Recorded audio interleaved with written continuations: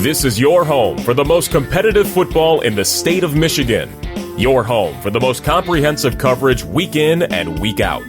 This is the Mac Attack with Zach and Zach. Gentlemen, back in the basement, and we have a couple of Mac Red champions this morning, and I want to congratulate both the Stevenson Titans and Dakota Cougars. Gentlemen, last night, just a really exciting evening of football in the Mac Red. We talked about it last week. Another week, 3 games, 3 one-score games. It's been down to the wire on, it seems like week in and week out, these games are a toss-up. Like when I'm saying you could flip a coin and pick the winner, you could flip the coin on every single game, and that showed with some of the results this week. That held true through the last week of Mac Red play. Just goes to show you how good Mac Red football is and how level it is across the entire conference. Yeah, and a couple of these games not only were one-score games, but they were decided in the final minutes, if not in the final seconds. Let's run it down. Stevenson wins our Elma College game of the week, 42-35, going on the road, beating Grosse Pointe South. Stevenson claims a share of the Mac Red title, their first since 2009. And the drought is over. It's so hard to believe, growing up in northern Macomb County and going to football games with my dad and then going as a student myself. And it's to me unbelievable that it's been 11 years. I mean, because, again, growing up in the 90s, I mean, Stevenson if you were in the Utica, Sterling Heights, Shelby Township area, you were going to get beaten up by both Eisenhower and Stevenson. Like, you're not allowed to leave the area without 2 ass kickings. I mean, to have it be that long and, but knowing Justin Newcomb and knowing his enthusiasm, it was only a matter of time before this was going to happen. He's building a special program there, and it's evident. Yeah, and that return to greatness was always on his mind, and we saw that at the end of last season. I mean, this team made it the furthest out of any team in the Red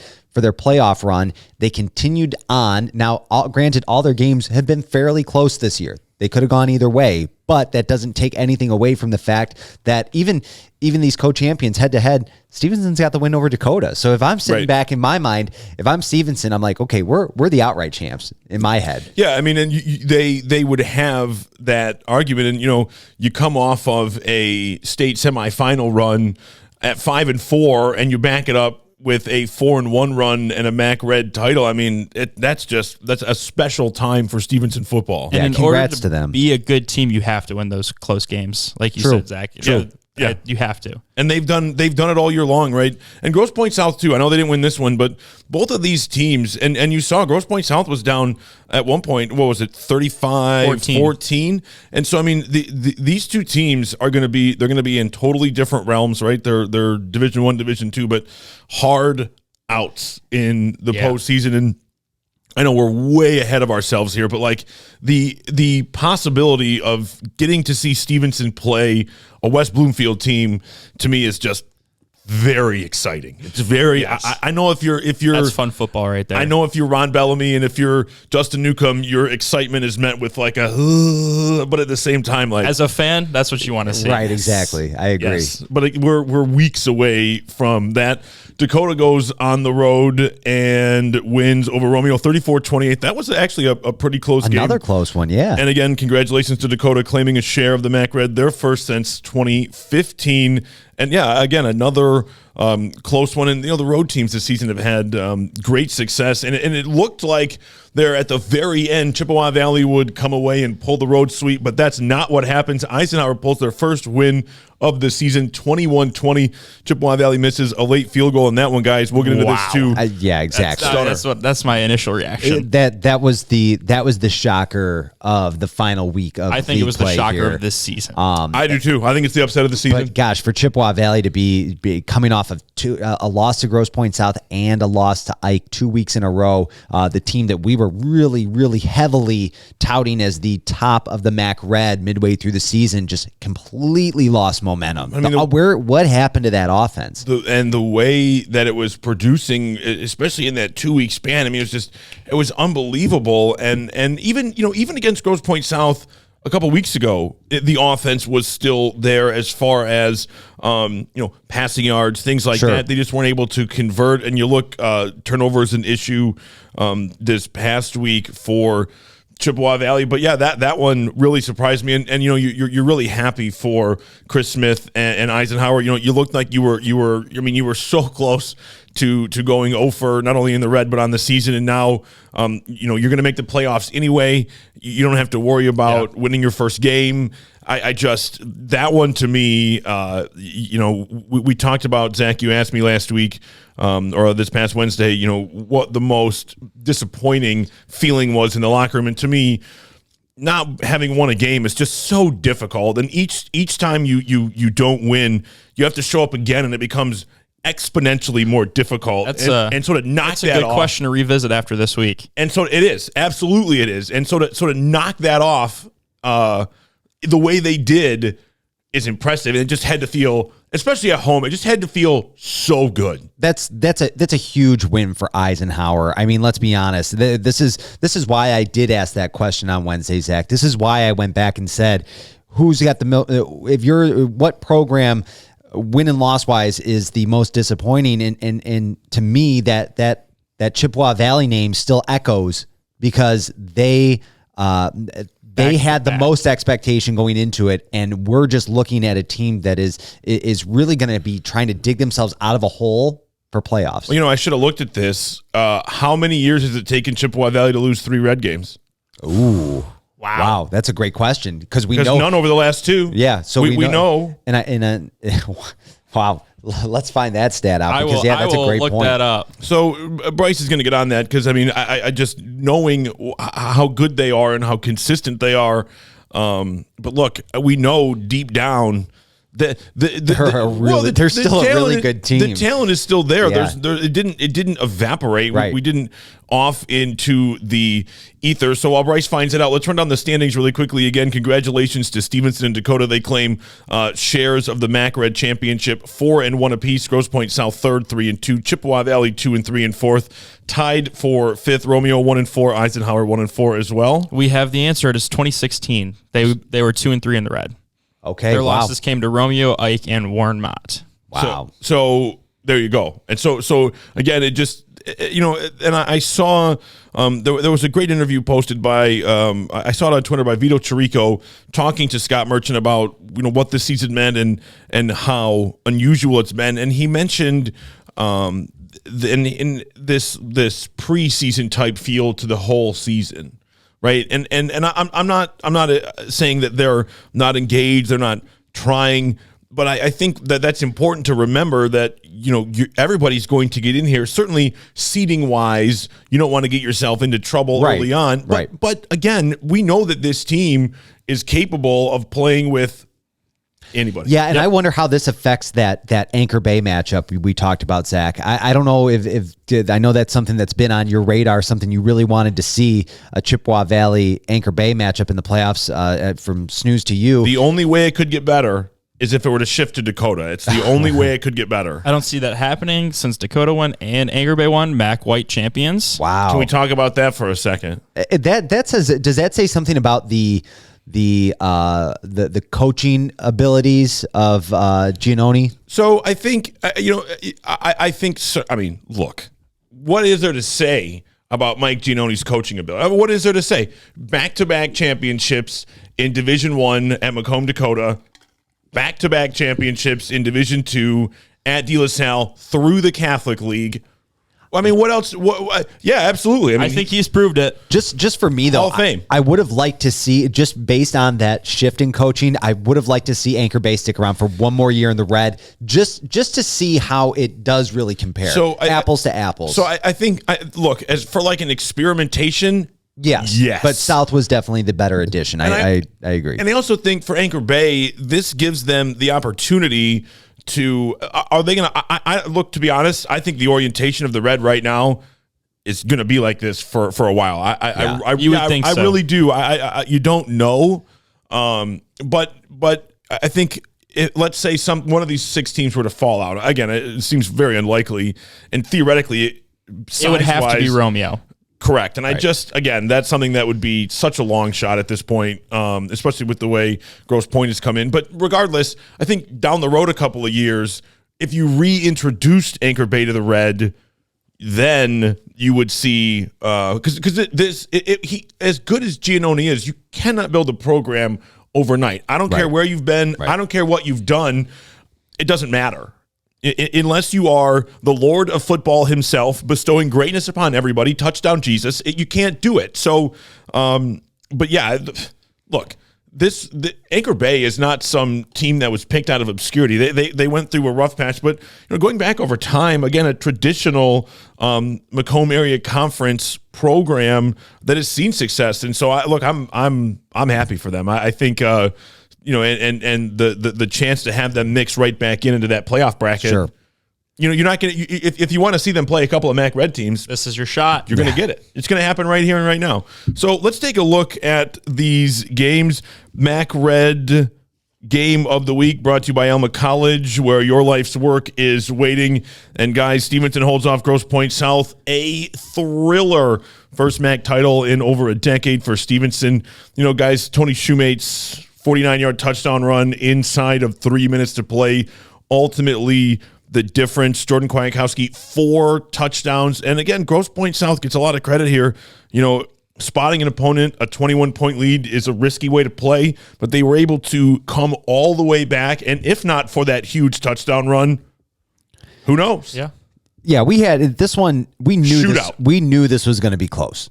We knew this was neither team had but we had to go in defense. Yeah, we had to go in defense. I was going to say that. Well, because that's how the games have looked. I mean, you talked about it. This is all these games. We're seeing offensive production out of all of these teams. We're talking about defense this entire year, and then the final week of the season, you see high point scorings for what, half the teams or all of them.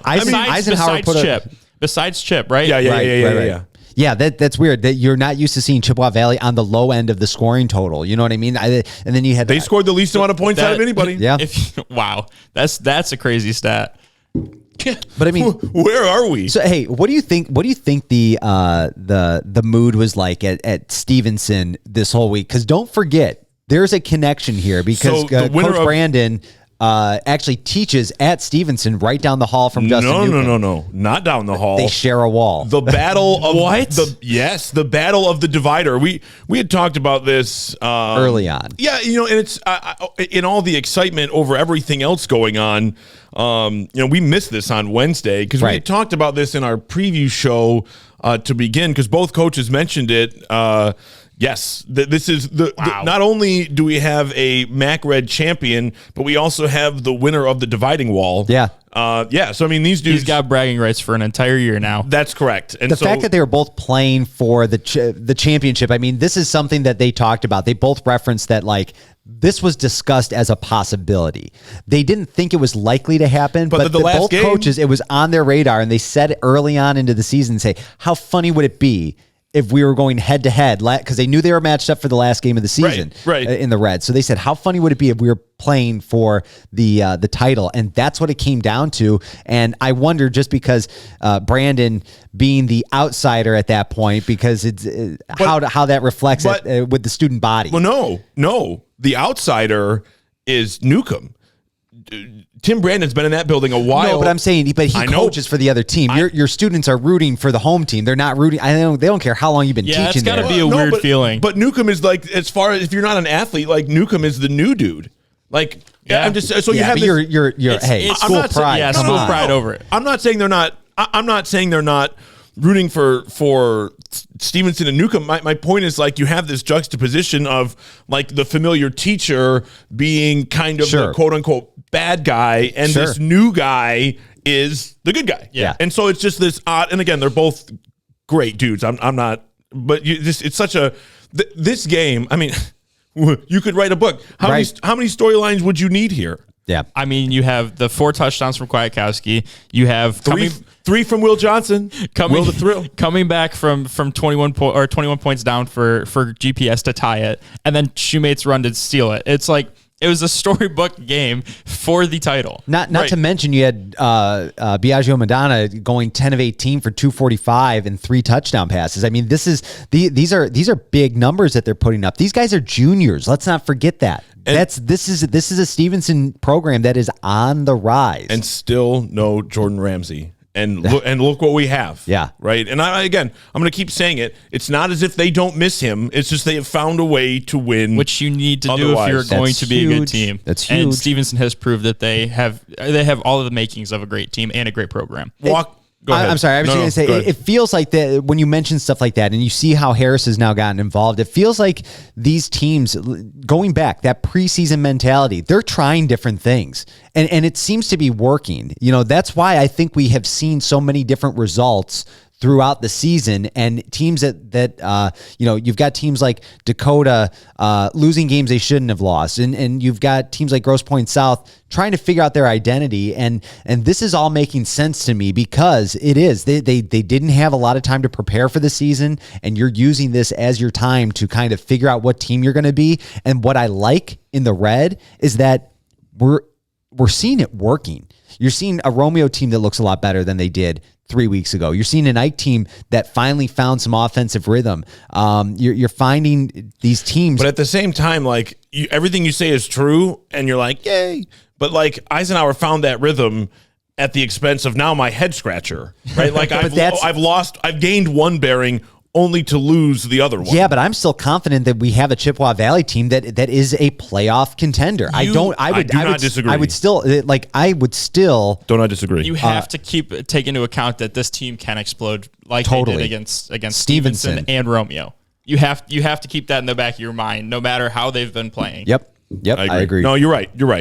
And look, walking out of this game, both teams should be very proud. I know that it's difficult for Grosse Pointe South. I mean, they'd won 4 straight division titles. They were so close to a 5th. It would have been their 5th title in 5 years in 3 divisions. I mean, that kind of growth and production is unbelievable. And what a moment for Justin Newcomb. It couldn't happen to a better guy. And everybody knows, anybody that follows MAC Red football, Stevenson being down was not good for the division, and a rising tide floats all boats, and to have Stevenson back where they should be it's great to see. After last year, it wasn't a fluke. You can't get to the state semis in fluke fashion, but they squeaked into the playoffs. They squeaked out of the first round, and now to have that division championship, it means a lot. I know it does. I actually have a question that I just thought of. With how the MAC Red is shaping out to be, how many more times do you think we're going to see a back-to-back champion within the next 5 to 10 years? I mean,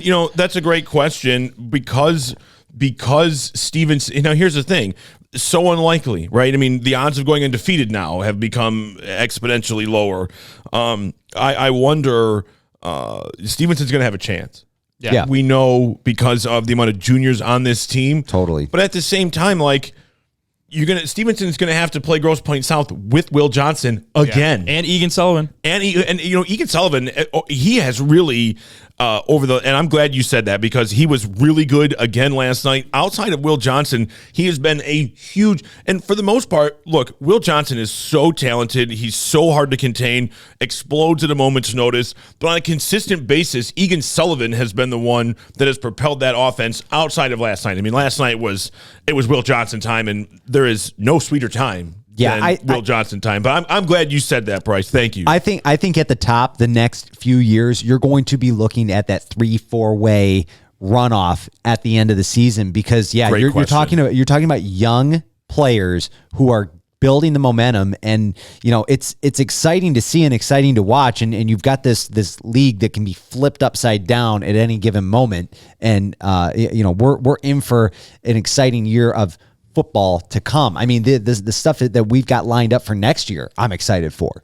Yeah, I mean this division year in, year out is going to produce some of the best football, if not the best football that you'll see anywhere in the state.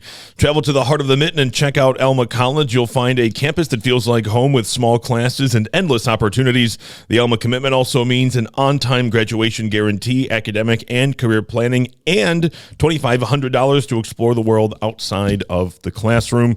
The next game, guys, this was the Alma College fan choice for the game of the week. Dakota fending off an upset-minded Romeo. They claim a share of the MAC Red. And, folks are going to think I've got a one-track mind and I only can talk about one player. But with Javian Stepney, when we come to this game every week, what am I supposed to do? If you go back over the last 3 weeks, 3 weeks ago, he had 95 yards rushing. He had 11 tackles and 2 interceptions. I think it was 8 tackles and then a blocked punt. So that was 3 weeks ago. Last week he had 222 all-purpose yards, 2 touchdowns. This week he has almost 200 rushing yards, 2 touchdowns, an interception. 3 touchdowns. 3 touchdowns? 3.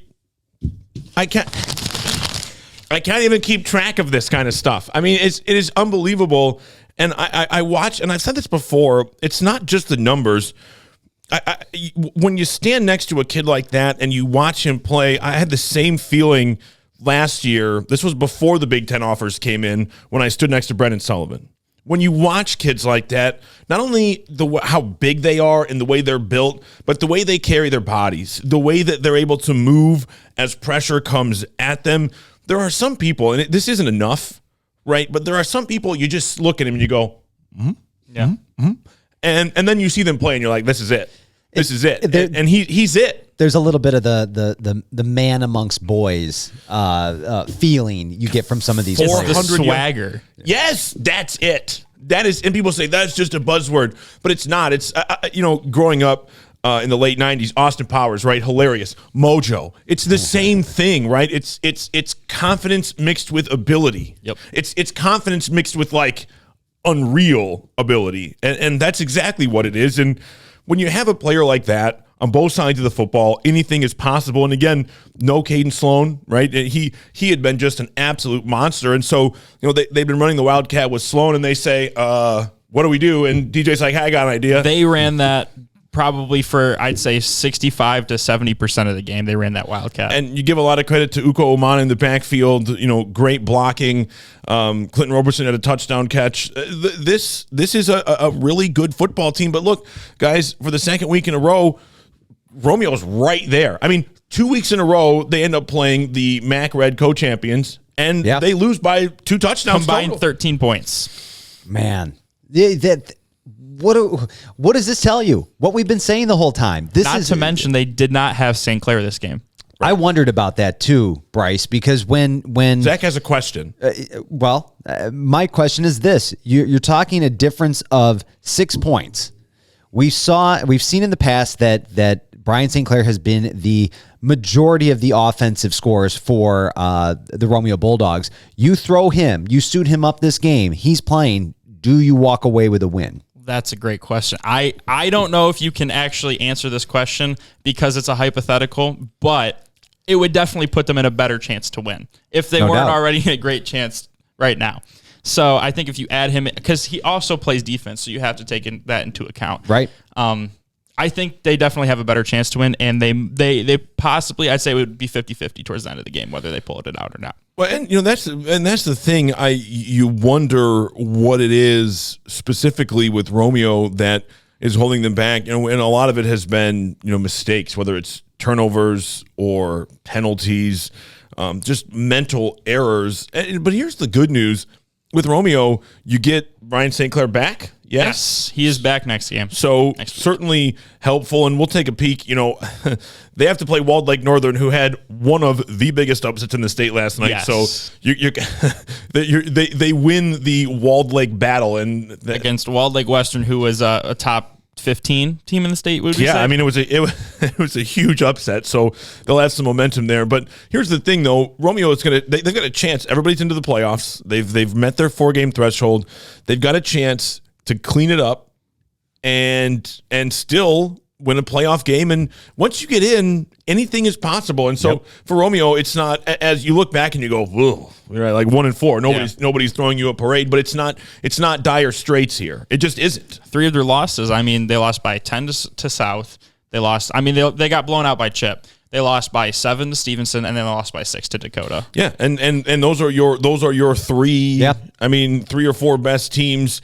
I mean, again, Romeo fits into this MAC just like anybody else does, but the lack of discipline at times has been surprising. But time, they have it. It's not much. If I'm Romeo, I'm going straight to game tape of all of the games from this season, and I'm watching them 2 to 3 times over, and I'm working on the little things that lost us those games, the mistakes. I'm only watching fourth quarter tape. They've turned the ball over, I think, in every single game.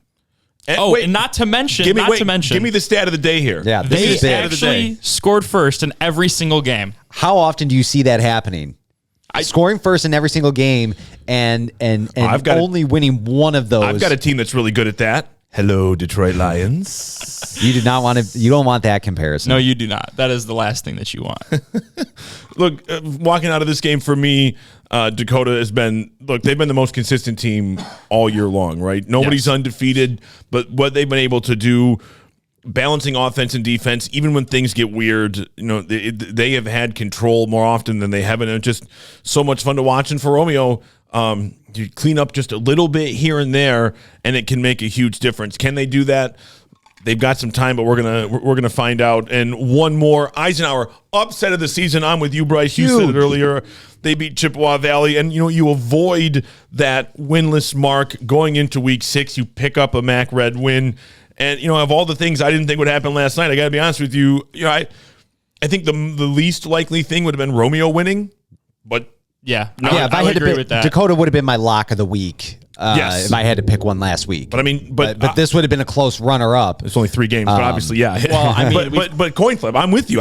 We've talked about it all year. Is that Ike defense? The offense needs to get to 20 points, and they win the game. Yep. I think you said that. Somebody said that. Earlier, right? Somebody said that. Either way, we've all been saying all their points came off of offensive touchdowns.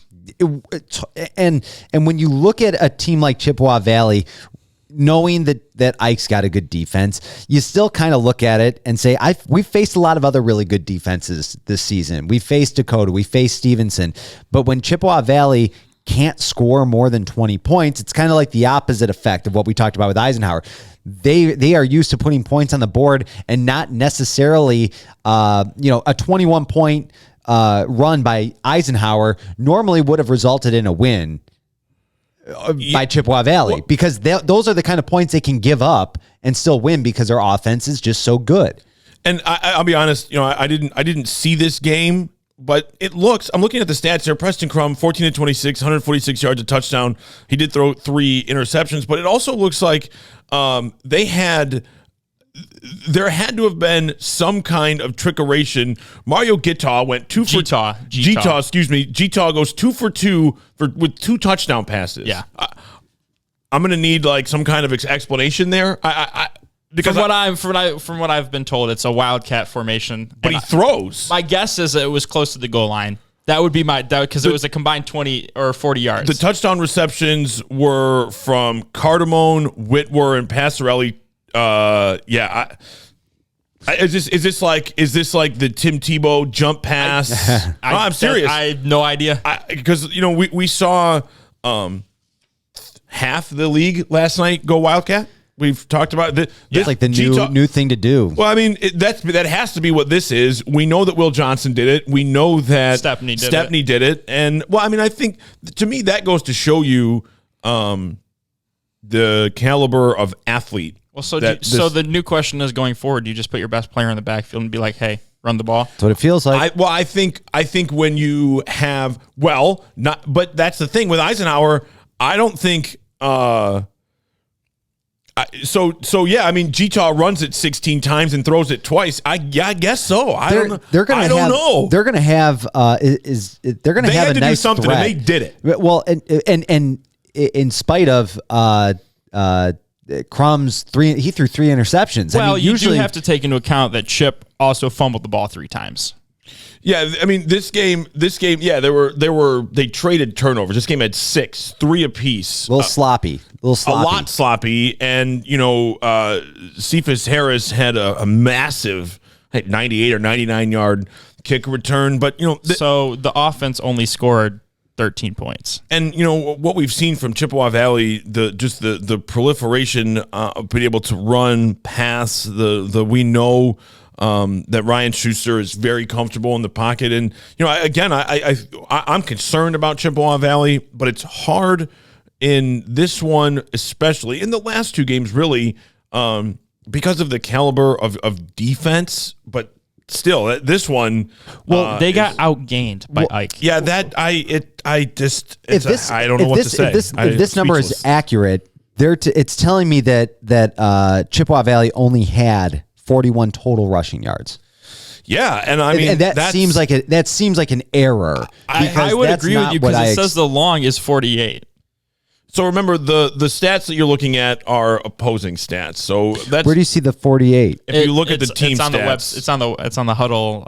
So, but regardless of what you see or what you have, I guarantee you that offensively it was nothing like you saw.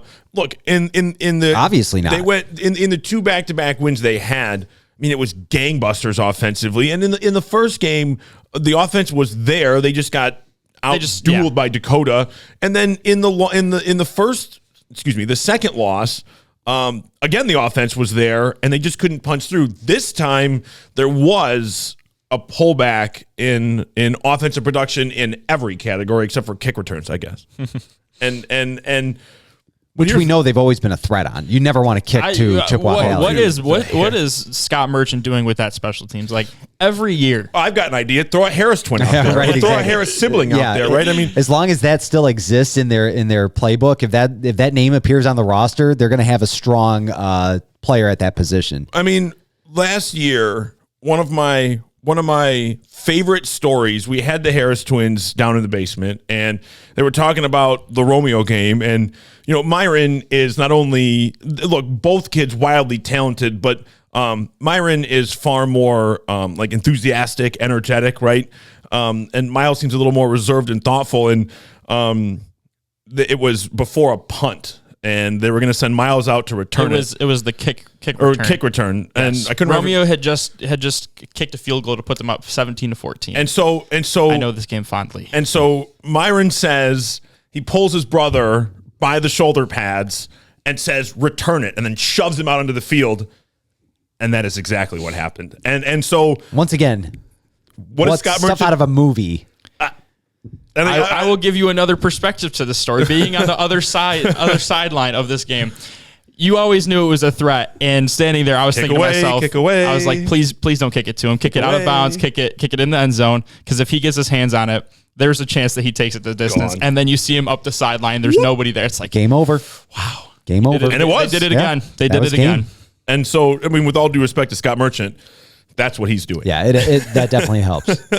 So, but here's the thing. I've said it. I'm concerned about Chippewa Valley. I'm concerned. Yeah.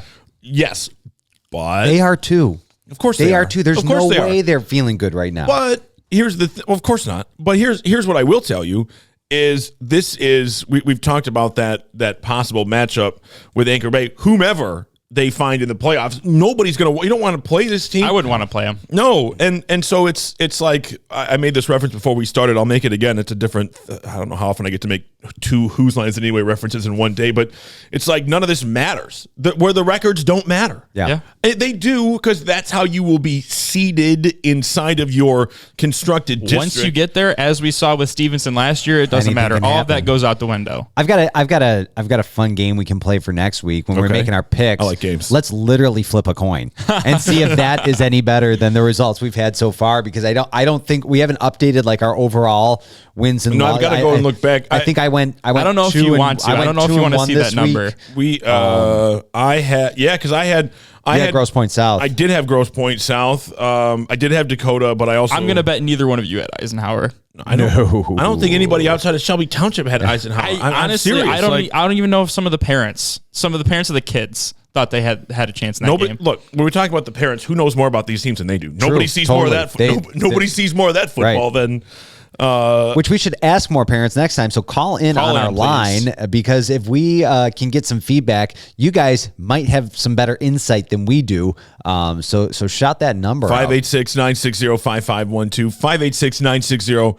586-960-5512. I'm telling you, otherwise it's going to be my mom on the line. And that's a great opportunity to nominate your player of the week. Right. Because there were some fantastic performances that we've highlighted on today's show, and maybe even some that we missed. Definitely some that we missed. Well, I mean, look, if we're throwing them out there, I think if you wanted to pick one from each game, I mean, I think certainly from the Elma College game of the week, to me, it would be Kwiatkowski with the 4 touchdowns. I mean, hard not to nominate DeJavian Stepney again with the way he played for Dakota. And then, in that third game, it's got to be Gita, right? I was going to say it's got to be Gita. I mean, why not? Because that kind of stuff is too much fun. And so, but you tell me, right? And don't even forget about Will Johnson. You could also nominate Will Johnson. Totally. You have an argument. I was picking, if I was you don't have to win one, the game to be nominated as the player of the week here. No, it certainly helps. But no, I mean, again, all kinds of options. So you can let us know on that one. You can Facebook, Twitter, of course, 586-960-5512. Hey, guys, let's take just a quick look here because, for the first time and the only time before the postseason, we're going to get games. 6 games. 6 games. So that's a lot of games to cover. It is. We're going to have to work our way into this. And, and again, we'll get more into this next week. But Grosse Pointe South and Grosse Pointe North, Martin Luther King at Chippewa Valley, and that game is going to be on Fox Sports Detroit, so another MAC Red game on television. The one that I'm most excited about, I'm like a little kid squealing with delight. Traverse City Central coming down all 3 levels, coming down to play Dakota. When was the last time you've seen a Traverse City team play? My guess is never. Well, and that's fair. No, I mean, and you would, the way the playoffs are constructed, you would never get this unless it's in the state title game, because that's just the way it works. And the way that this season has been, and just how odd things have been, I'm just beyond thrilled for this one. And somebody mentioned Anchor Bay, Eisenhower, right? And then, what am I missing? Romeo's playing Walled Lake Northern, which we already talked about. Huge win. They had the other night, and then Stevenson at Ford 2. So plenty to talk about next week. Absolutely. Very exciting. I mean, we're 1 week away. 1 week away. We play this game, and then we have playoffs. So we have our work cut out for us on Wednesday. Facebook, Twitter, Instagram, and always, I'm going to give it one more time. Otherwise, it's just my mom yelling at you. 586-960-5512. We're back on Wednesday. Thanks for listening to the Mac Attack with Zach and Zach. For more, visit 32andmain.com. Follow us on Twitter and Instagram at Mac Attack Pod. And don't forget to like the Mac Attack with Zach and Zach on Facebook. The Mac Attack is a proud member of the 32 and Main Network.